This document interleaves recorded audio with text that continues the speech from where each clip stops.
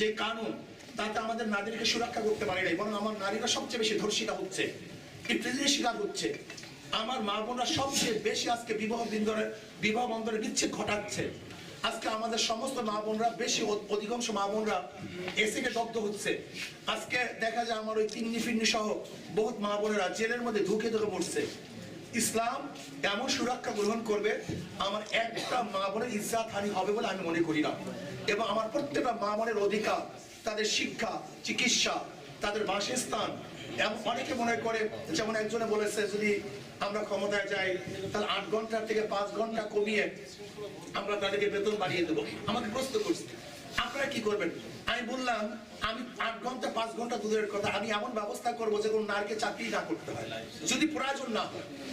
আমি তাদের ঘরে টাকা পৌঁছাবো, আর যারা চাকরি করবে তো করবে, সেখানেও তাদেরকে কমতি করবো।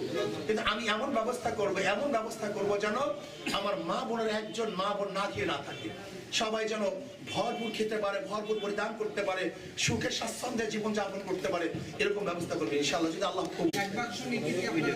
সমাবেশও করেছেন আপনারা, শেষ পর্যায়ে আমরা দেখলাম ভাগ হয়ে গেল। এখানে কি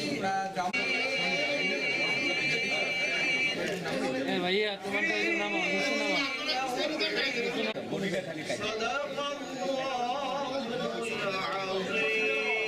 পর্যন্ত বলতে পারছি না।